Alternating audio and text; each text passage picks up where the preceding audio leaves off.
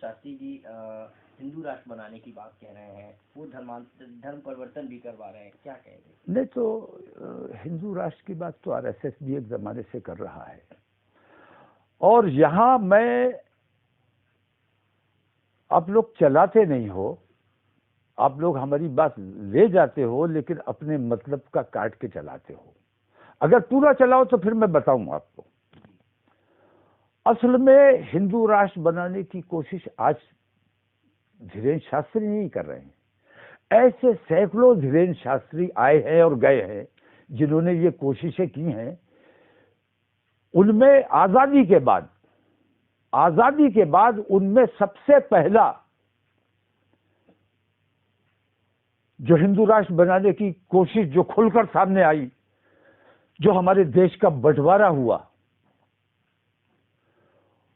उसके इल्जाम मुसलमानों पर लगाए जाते हैं। बंटवारे का इल्जाम मुसलमानों पर लगाया जाता है क्योंकि मोहम्मद अली जिन्ना नाम के एक व्यक्ति ने ये मुहिम चलाई थी। सच्चाई ये है कि आप तहकीक कराओ कि मोहम्मद अली जिन्ना कौन थे। एक गुजराती बनिए थे, हिंदू समाज से ताल्लुक रखते थे, बनिया बिरादरी से ताल्लुक रखते थे। उनकी बिरादरी ने नाराज होकर उनके वालिद को, उनके दादा को बिरादरी से निकाल दिया। तो अपने बाप की बेइज्जती का बदला लेने के लिए मोहम्मद अली जिन्ना के वालिद मुसलमान हो गए। मतलब हिंदू समाज को अपनी नाराजगी दिखाने के लिए, गुस्सा दिखाने के लिए, अपनी बिरादरी से नाराजगी दिखाने के लिए हिंदू हुए। वो इस्लाम के लिए मुसलमान नहीं हुए, हिंदू से मुसलमान वो इसलिए बन गए। और इसी गुस्से में आरएसएस ने उनका इस्तेमाल किया। मोहम्मद अली जिन्ना पहले कांग्रेस में थे, है? जब इनके वालिद मुसलमान हुए तब मोहम्मद अली जिन्ना बहुत छोटे थे। तो मोहम्मद अली जिन्ना धर्म से उनका कोई ताल्लुक था ही नहीं, वो धर्म जानते ही नहीं थे और हिंदू भी नहीं रहे थे। तो ना हिंदुत्व से उनका कोई मतलब था, ना इस्लाम से उनका कोई ताल्लुक था। उर्दू भी नहीं आती थी उन्हें, इंग्लिश में ही बात करते थे, इंग्लिश में ही सोचते थे। तो आरएसएस ने उनका इस्तेमाल करके उनसे उस गुस्से और उस नाराजगी का आरएसएस ने उनका इस्तेमाल किया।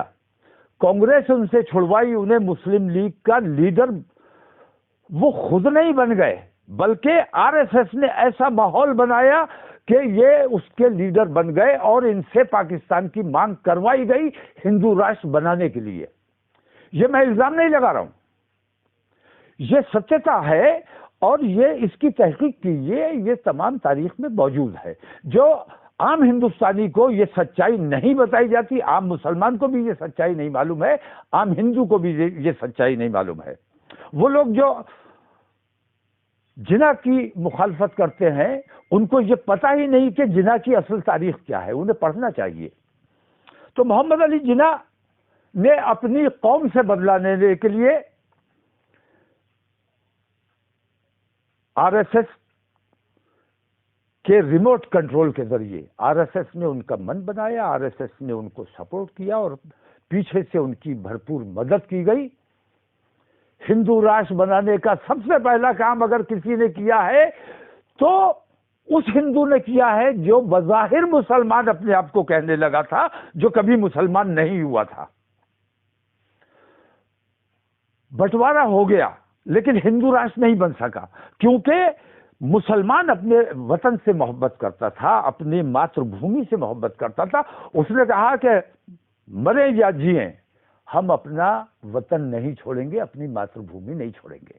नहीं गए, जिन्हें जाना था गए, जिन्हें कम मोहब्बत थी चले गए। अब आरएसएस को चिंता हुई कि अब क्या हो, मुसलमान तो गया नहीं। गांधी जी की हत्या कराई गई, इसके पीछे भी आरएसएस का षड्यंत्र था और आरएसएस ने ही गांधी जी की हत्या गोडसे के जरिए कराई। और आरएसएस की प्लानिंग ये थी कि गांधी जी की हत्या होगी तो मुसलमानों का कत्लेआम हो जाएगा और लोगों को ये लगेगा कि गांधी जी की हत्या किसी मुसलमान ने की है और मुसलमानों का कत्लेआम होगा, मुसलमान डरा के धमका के यहाँ से भगा दिए जाएंगे और हिंदू राष्ट्र बन जाएगा। तो ये उनकी दूसरी कोशिश भी नाकाम। आजादी के बाद एक साथ दो कोशिशें हिंदू राष्ट्र बनाने की उन्होंने की और जो दोनों कोशिशें मुसलमानों ने उनकी नाकाम कर दी। हुकूमत ने उस वक्त लाउड स्पीकरों के जरिए, रेडियो के जरिए देश में ऐलान करवाया कि किसी मुसलमान ने गांधी जी की हत्या नहीं की है, बल्कि गोडसे जी ने उनकी हत्या की है। भगवान गोडसे ने उनकी हत्या की है। तो देश को नुकसान पहुंचाने का जब भी काम हुआ है, मुझे एक मुसलमान बताओ जिसने अपने देश को नुकसान पहुंचाने का काम किया है। मोहम्मद अली जिन्ना मुसलमान नहीं था, मुसलमानों को धोखा देने के लिए मुसलमान बन के मुसलमानों के जज्बात से खिलवाड़ करके उसने मेरे देश का बंटवारा करवाया।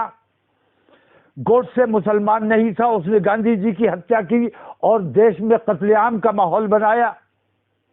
मुसलमानों ने हमेशा अपने देश से मोहब्बत की है, प्यार किया है और प्यार करते हैं अपने देश के लिए। जब जरूरत पड़ेगी जान देने की तो जान दी जाएगी। तो ऐसे कितने धीरेन्द्र आए हैं गए हैं, कितने गोडसे आए हैं गए हैं, कितने मोहम्मद अली जिन्ना आए और गए। हमारे देश को हिंदू राष्ट्र कभी नहीं बनाया जा सकता, क्योंकि ये देश आस्थाओं का देश है। ये देश एक गुलदस्ता है जिसमें हर रंग के फूल खिलते हैं और इंशाल्लाह खिलते रहेंगे। आप क्या कहेंगे? स्वामी प्रसाद मौर्य जी ने जो कहा है, किस वजह से कहा है, जिम्मेदार व्यक्ति हैं और ये मांग उन्हें आज करने की जरूरत क्यों पेश आई? जब वो भारतीय जनता पार्टी में मंत्री बन के बैठे हुए थे, सत्ता में भागीदारी थी उनकी, ये मांग उन्हें तब उठानी चाहिए थी। इस सिलसिले में मेरा मानना यह है कि आस्थाओं का टकराव, दूसरे की आस्था को ठेस पहुंचाना, ये हमारे देश के लिए बहुत गंभीर बात है, हमारे देश की तहजीब के लिए खराब बात है और नुकसान करने वाली बात है।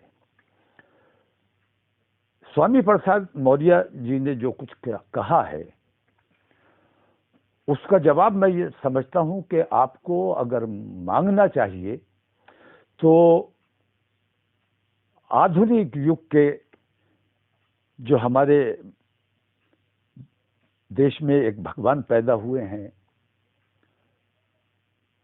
श्री श्री श्री, अभी तक 2 श्री थे, मैं उन्हें 3 श्री देता हूं, माननीय प्रधानमंत्री नरेंद्र दामोदर दास मोदी जी, इस सवाल का जवाब वो ज्यादा अच्छा दे सकते हैं, क्योंकि रामचरितमानस में उनकी कितनी आस्था है, पहले वो बताएं। शूद्र आज पीटा जा रहा है कि नहीं पीटा जा रहा है? जैसे रामचरितमानस में आता है कि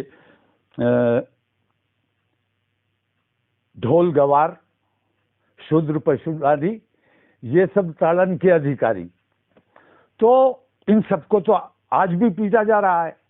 ढोल पीटा ही जाता है, शूद्र पीटा ही जा रहा है, मारा ही जा रहा है, काटा ही जा रहा है, उनकी लड़कियां उठाई जा रही हैं, बेइज्जती की जा रही है। तो मुझे लगता है कि प्रधानमंत्री जी की आस्था तो इसी में है। रामचरितमानस में हर हिंदू की आस्था है, माननीय नरेंद्र मोदी जी की भी आस्था होगी, लेकिन उस आस्था के खिलाफ नए भगवान जो हमारे देश में पैदा हुए हैं, उन्होंने बेटी बढ़ाओ बेटी पढ़ाओ इस किस्म की जो गुफ्तगू शुरू की है, बहुत अच्छी बात है, ऐसा होना चाहिए। लेकिन ये रामचरितमानस ने जो दर्श दिया है,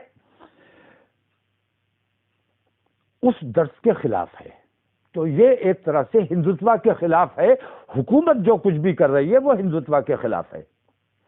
अमली तौर पर तो वो वही कर रहे हैं जो रामचरितमानस में है, लेकिन दिखावा ये किया जा रहा है। रामचरितमानस में कहाँ है कि मुसलमानों को मारो काटो? हमें तो मारने की कहीं तुलसीदास जी ने बात नहीं की है। मुसलमानों को मारा काटा जाता है, उनके साथ सौतेला व्यवहार किया जाता है, हिंदू राष्ट्र बनाने की बात की जाती है। तो पहले तय कीजिए कि आपकी आस्था किस चीज में है। तो या तो श्री श्री नरेंद्र जी से इस सवाल का जवाब मांगिए कि उन्होंने ठीक कहा है या गलत कहा है, या सुपर प्रधानमंत्री हमारे मोहन भागवत जी हैं, वो इस सवाल का बेहतर जवाब दे सकते हैं।